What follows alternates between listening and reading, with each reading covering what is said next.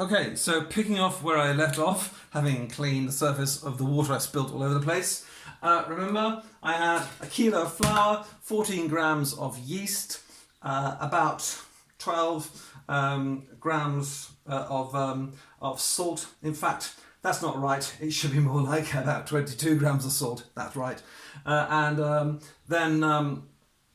we've got flour, salt, yeast, and now 600 grams of water, which I mixed with some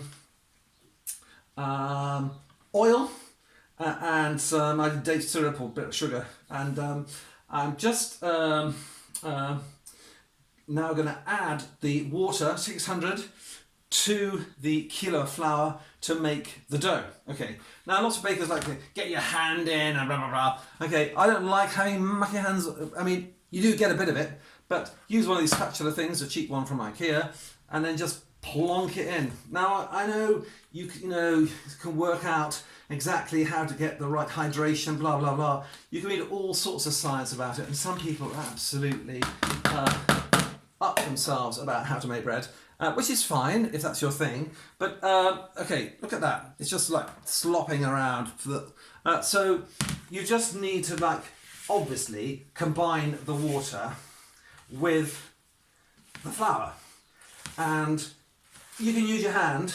I remember the Fabulous Baker Brothers, those two, get your hand in and yeah, fine. I am going to get my hand in a moment, but to begin with, I just prefer not to get it all slopped around with sticky flour. Now, you start thinking when you're making bread, when you're making it for the first time, thinking, it's too dry, I need to add more water. You'll be amazed how the flour starts absorbing that water, and eventually you end up with actually a reasonably sticky dough. Now, the rule is with bread, never think your bread is too dry. It's the wetter the better, they always say. The dough, it will make better bread. And that makes, of course, also for stickier fingers, which is why people use KitchenAid and so on. The reason I'm not using a KitchenAid, I've got one, I am middle class, is because I'm making a kilo of flour, and the poor old KitchenAid can't cope really its motor with that much. Okay, let's see it out on the board here. Now, this happens to be like some marble thingy that the previous owners had. See how dry that looks? It's looking pretty dry. I might add some more water to that if that doesn't. But I might be surprised by how quickly that will come together and make quite a kind of reasonably sticky dough. But even so, let's have a look. There it is. Look at that mess. Okay. This isn't like TV, is it? Okay. With the Nigella and her beauteousness. Anyway, never mind. Oh, me and my beauteousness. Anyway, now, I'm just going to combine a bit there. And this is where people go, now, oh, kneading, I hate kneading. Why do you hate kneading? I mean, it's not such a big deal. And you need to knead for 10 minutes. I'm going to show you how to knead effectively, because most people think kneading is just like doing a bit of that.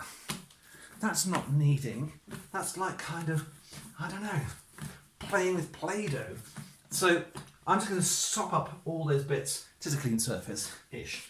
And stop up all those bits there. And you see how that's quite sticky. Look, sticky hands.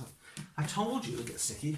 So, now, the science is that we now have to stretch the gluten. It's all to do with protein, gluten, all that faff. But we're not here to do science. We're here to make good bread. So, this is my technique. I think I've learned it, from a baker. Is you want to stretch the dough, and that stretches the gluten and that makes for the good bread. And you need to time yourself 10 minutes. I'm going to start and show you how it goes on, but I'm not going to put 10 minutes of kneading on here. But you knead for 10 minutes and you take out all of your pain, all your anxiety, and it saves you a lot on therapy. Okay, here we go. So, push, push, push, push, push. Doesn't matter, make a mess. Push, push. Keep pushing it, because you're stretching that gluten.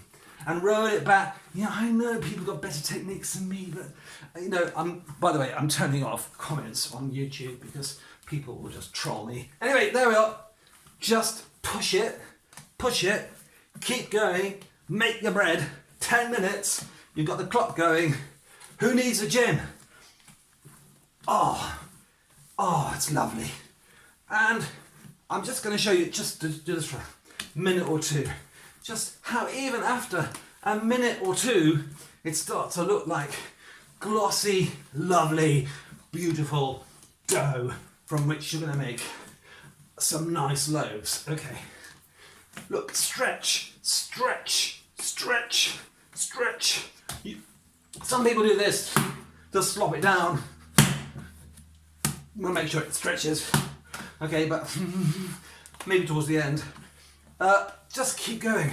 Now, I'm being a bit vigorous because just that's how I am with it. But you need to give it 10 minutes of kneading. And don't think, oh my God, that's so terrible. I mean, people go on treadmills for an hour. What's more terrible than that? Anyway, here we go. Stretch, stretch, stretch. At this point, I'm going to pause this video, I'm going to do a bit more kneading, and then I'll show you the next stage. There we go. Pausing in a moment. I'm exhausted. Now,